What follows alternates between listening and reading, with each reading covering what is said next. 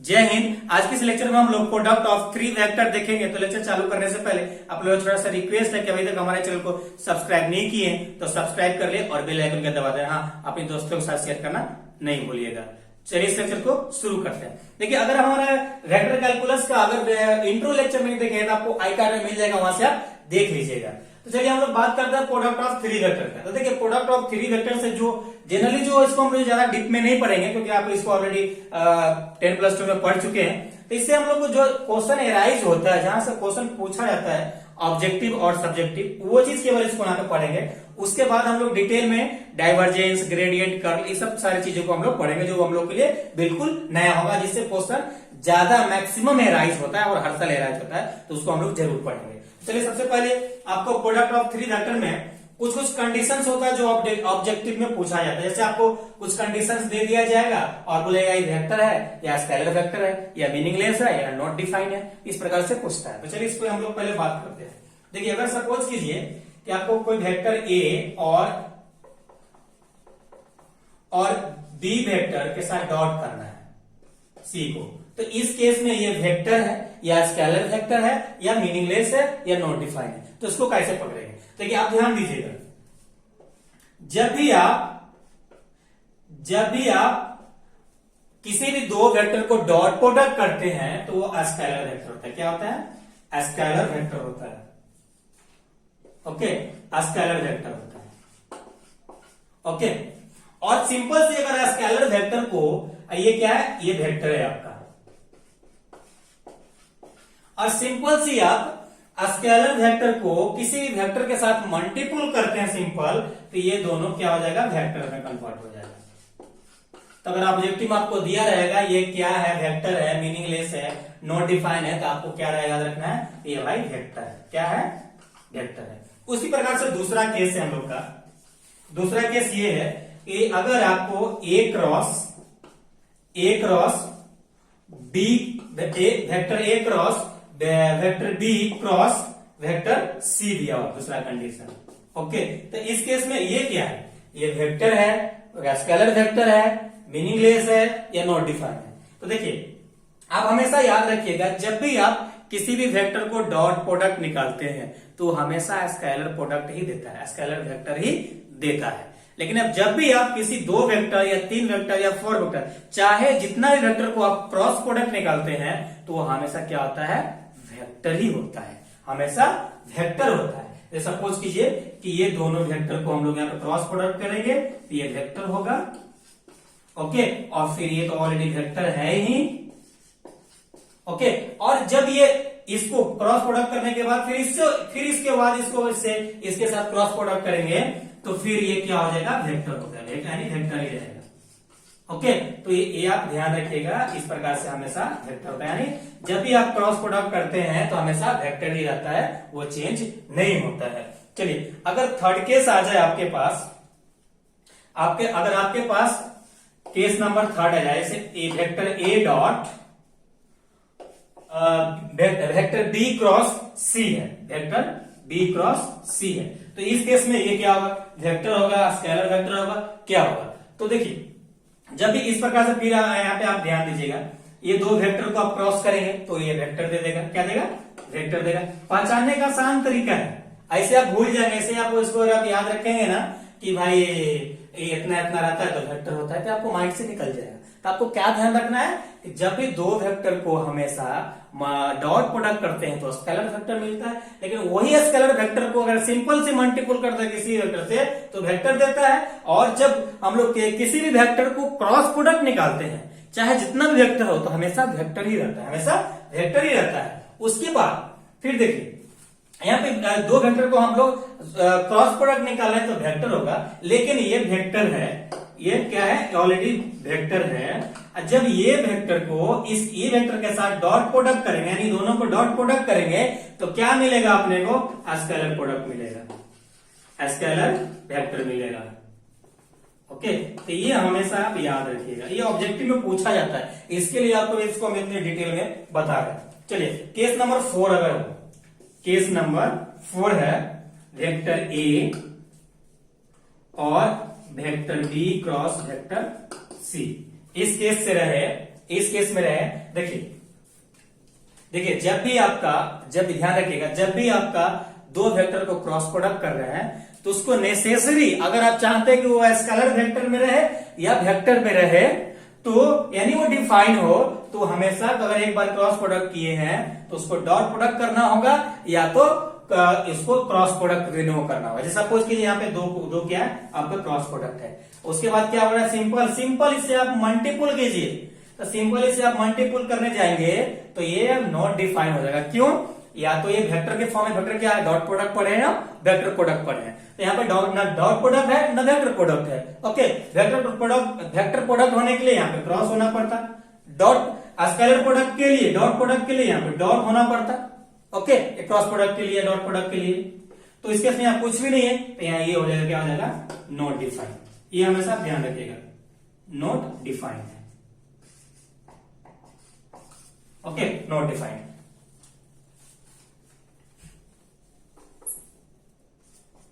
चलिए अब अगला जो हम लोग का केस है, केस नंबर 5। केस नंबर 5 है कि vector A dot vector B dot vector C. Okay, देखिए जब इस केस में आपका, जब भी आपका दो कोई वेक्टर बोले कि भाई आप दो वेक्टर को एक बार डॉट प्रोडक्ट निकालिए फिर वापस उसी को डॉट प्रोडक्ट निकालिए, तो उस केस में क्या होगा, तो इस केस में भाई अगर आप यहाँ पे डॉट प्रोडक्ट किए हैं एक बार, तो यहाँ पे आपको क्रॉस प्रोडक्ट करना पड़ेगा। क्या करना पड़ेगा, क्रॉस प्रोडक्ट करना पड़ेगा, तो वही आपका ये डिफाइंड होगा, नहीं तो ये मीनिंगलेस हो जाएगा, नॉट डिफाइंड हो जाएगा। तो यहाँ पे इसका कोई मीनिंग नहीं बनता, हमेशा आप डॉट प्रोडक्ट, हाँ ये अगर क्रॉस प्रोडक्ट सबको करते तो इसका मीनिंग बनता, डिफाइंड होता, लेकिन यहाँ पे तीनों क्रॉस प्रोडक्ट नहीं कर सकते हैं। तो अगर इस प्रकार से रहता है तो उसको आप मीनिंगलेस बोल सकते हैं। तो क्या बोल सकते हैं, उसको आप मीनिंगलेस बोल सकते हैं, उसको आप मीनिंग लेस बोल सकते हैं। ओके, चलिए तो जो भी इतना सारा आपको जो कंडीशन बताई, ये कंडीशन आप याद रखिएगा, क्योंकि ऑब्जेक्टिव में आपसे सीधे पूछ देता है, आप ऑब्जेक्टिव में आपसे सीधे पूछ देता है। इसको आप नोट डाउन करना चाहते हैं तो नोट डाउन कर लीजिएगा, अगर स्क्रीनशॉट लेना चाहते हैं स्क्रीनशॉट ले लीजिएगा, हम बोलते हैं इसको नोट डाउन कीजिएगा। आप प्रॉपर आप नोट बनाते चलिएगा, जैसे जैसे आप पढ़ाते जाएंगे वैसे वैसे आप नोट बनाते चलिएगा, तो आपको काफी हेल्प मिलेगा और लास्ट टाइम एग्जाम के टाइम आपको रिविजन करने में काफी हेल्पफुल होगा। चलिए, तो क्रॉस प्रोडक्ट में और भी कुछ इंपॉर्टेंस है जिससे ऑब्जेक्टिव बनता है, तो उसको भी हम लोग चर्चा कर लेते हैं। जैसे सपोज कीजिए, इधर करते हैं, ये सपोज कीजिए कि अगर आपका वेक्टर आई डॉट वेक्टर आई आपको बोला जाए कि भाई वेक्टर आई डॉट वेक्टर आई निकालिए, तो क्या होगा। तो देखिए जब भी आपका सेम वेक्टर आता है ना, ये सपोज कि वेक्टर आई है तो ये 1 हो जाएगा, या वेक्टर जे डॉट वेक्टर जे है तो 1 है। जब भी सेम वेक्टर से आप डॉट करते हैं तो उसका वैल्यू 1 आता है, ये आप हमेशा याद रखिएगा। तो ये भी आपका ऑब्जेक्टिव में पूछ दिया जाता है। ओके, चलिए यही अगर आपका वेक्टर आई क्रॉस वेक्टर जे रहे, यही अगर आपका वेक्टर आई क्रॉस वेक्टर जे रहे, तो यहाँ पे क्या हो जाएगा, वेक्टर के हो जाएगा। यानी इससे आगे वाला अगर आपको सपोज कीजिए कि वेक्टर जे है क्रॉस वेक्टर के, ओके, इससे आगे क्या होगा, इससे आगे आपका आ जाएगा वेक्टर आई। अगर सपोज कीजिए कि यही आपको इस केस में अगर दे दिया जाए, जैसे वेक्टर आई और वेक्टर के दिया, जैसे क्या होगा इस केस में, तो देखिए इस केस में ये सीरियल वाइज नहीं है, यानी एक सीरीज में नहीं है, तो इसका कोई मीनिंग नहीं होता है, ये मीनिंगलेस होता है। तो हमेशा ध्यान दीजिएगा। ओके, हमेशा ध्यान दीजिएगा। चलिए, और ये तो ये हो गया, और इसमें एक और है इंपॉर्टेंट फॉर्मूला, वो भी हम लोग चर्चा कर लेते हैं। देखिए सपोज कीजिए अगर आपका इतना प्रोनाउन कीजिए, फिर इसके आगे जाते हैं, तो हम लोग कुछ जो केस कंडीशन बच गया था वो देखेंगे, उसका फाइनली हम लोग एक क्वेश्चन करके समझेंगे और उसके बाद हम लोग इस लेक्चर को क्लोज करेंगे। तो चलिए, हम लोग का कुछ केस बच गया था, तो एक केस और बच गया था हम लोग का, क्या, जैसे सपोज कीजिए आपका vector A dot vector B cross vector C. अगर बोलेगा इतना इक्वल टू क्या होता है, तो इतना इक्वल टू आप बोल सकते हैं वेक्टर ए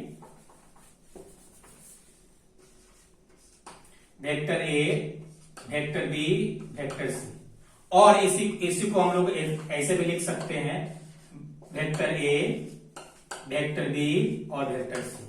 ओके, इसको इस प्रकार से भी लिखते हैं। अगर आपको ऑब्जेक्टिव में ये दिया रहा है या ये दिया रहा है या ये दिया रहा है, तो इन तीनों में से एक कोई रहेगा और ऑप्शन में ये दोनों में से कोई एक सही रहेगा, बाकी रॉन्ग रहेगा, तो वो आप ध्यान रखिएगा।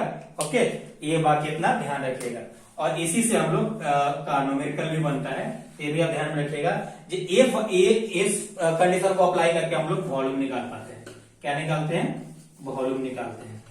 ओके, 3 वेक्टर है ना, तो आपको मालूम है कि 3 डायमेंशन में वॉल्यूम ही निकलता है। ओके, चलिए हम लोग क्वेश्चन देखते हैं। तो क्वेश्चन क्या कहता है? Find the volume of a parallelopiped whose concurrent edge are represented by vector i. देखिए यहाँ पे जो टोपी बना हुआ है ना, इसको वेक्टर पढ़ते हैं। ये आपको इस प्रकार से रहे या इस प्रकार से रहे, दोनों को वेक्टर ही पढ़ते हैं, आपको कंफ्यूज नहीं होना है।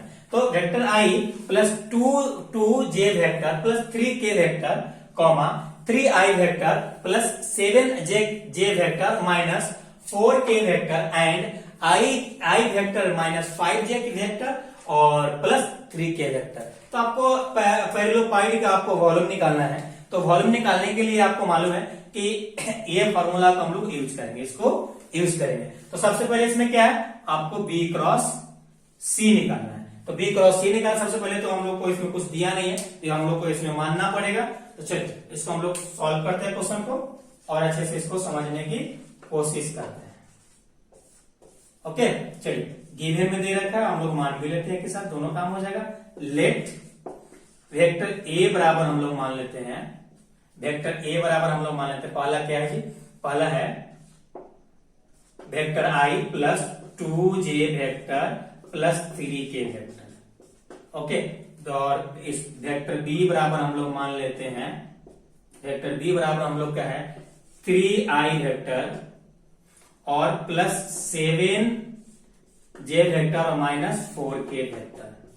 ओके, उसके बाद वेक्टर सी मान लेते हैं, लास्ट वाले को हम लोग आई वेक्टर माइनस 5 जे वेक्टर और प्लस 3 के वेक्टर। ओके, 3 प्लस 3 के वेक्टर। तो सबसे पहले हम लोग को क्या निकालना है? सबसे पहले हम लोग को बी क्रॉस सी निकालना है। तो बी क्रॉस सी कैसे निकालेंगे वो आप ध्यान दीजिएगा। चलिए, तो आपको क्या निकालना है? चूंकि vector B cross vector C यानी क्रॉस प्रोडक्ट, समझिए यहाँ पे आपको हम सिखा रहे हैं। देखिए, जब भी आप क्रॉस प्रोडक्ट की बात करेगा तो आपको डिटरमिनेंट सॉल्व करना है। तो आप बी क्या लिख रहे हैं? आपको बी क्रॉस सी यानी बी और सी वाले इक्वेशन आप ले रहे हैं। तो यहाँ पे पहले सबसे पहले आई दे दीजिए, वेक्टर आई, वेक्टर जे और वेक्टर के। ओके, उसके बाद ये बी सी वाला इक्वेशन के साथ जो भी कोफिशिएंट है उसको आप लिखते चल जाइए। 3 7 माइनस 4 और तीसरा में है 1 माइनस 5 और 3। अब ये डिटरमिनेंट को आप सॉल्व कर दीजिए, आपका बी क्रॉस सी आ जाएगा। ओके, बी क्रॉस सी आ जाएगा। तो चलिए हम लोग सॉल्व करते हैं। डिटरमिनेंट आई होप आपको सॉल्व करने आ रहा होगा। अगर आप भूल गए हैं तो अच्छे से ध्यान से देखिएगा, जरूर सीख जाइएगा। देखिए, सबसे पहले हम लोग इस ए रो को आई लेते हैं हम लोग। अगर हम लोग आई लेते हैं तो आप ये रो का उठाएं तो ये रो और ये कॉलम छोड़ देंगे, बाकी इसको मल्टीप्लाई करेंगे, इसको मल्टीप्लाई करेंगे तो 27 हो जाएगा और इसको मल्टीप्लाई कीजिएगा तो माइनस माइनस प्लस होगा, 5 चौका 20 और माइनस 20 हो जाएगा। ओके, फिर माइनस देंगे और वेक्टर जे लिखेंगे। फिर उसके बाद हम लोग जब जे उठाए तो ये कॉलम और ये रो छोड़ देंगे तो क्या बचेगा? ये 3 बचेगा और ये बचेगा, तो 3 3 9 हो जाएगा। और इसको मल्टीप्लाई कीजिएगा तो 1 में 4 से तो माइनस 4 होगा, माइनस है तो माइनस है, तो माइनस माइनस प्लस हो जाएगा, प्लस 4। उसके बाद प्लस देंगे, अब वेक्टर के लिखेंगे यानी ये लास्ट वाला लिखेंगे। जब ये रो लिए, ये कॉलम लिए, तो ये दोनों को छोड़ देंगे, फिर इसको मल्टीप्लाई करेंगे, फिर इसको करेंगे। यहाँ पे माइनस 5 है तो 5 3 15 यानी माइनस 15 और फिर इसको मल्टीप्लाई करेंगे तो माइनस 7 आ जाएगा। ओके, जब इसको कैलकुलेट कीजिएगा तो क्या आ जाएगा? यहां तो आ जाएगा vector B cross vector C बराबर आ जाएगा, यहाँ पे आई आ जाएगा बी से, तो वेक्टर आई और यहाँ पे क्या आ जाएगा? 9 4 13 यानी माइनस 13 वेक्टर जे। उसके बाद ये इसमें क्या आ जाएगा?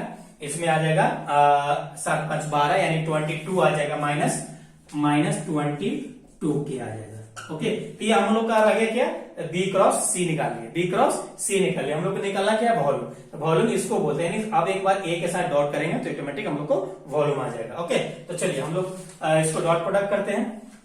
आई थिंक इतना पहले नोट डाउन कीजिए, फिर आगे सॉल्व करते हैं। तो हम लोग आगे सॉल्व करते हैं, तो हम लोग बी क्रॉस सी निकालें, तो अब ए डॉट बी क्रॉस सी निकालेंगे। तो चलिए आगे हम लोग इसको निकालते हैं। तो vector A dot vector B cross vector C, okay, equal to, अब देखिए ए बराबर हम लोग इसको माने थे, ए बराबर पहला जो वेक्टर था उसको मान लिए थे। तो चलिए पहला वेक्टर क्या है, vector i plus 2j vector plus 3k vector.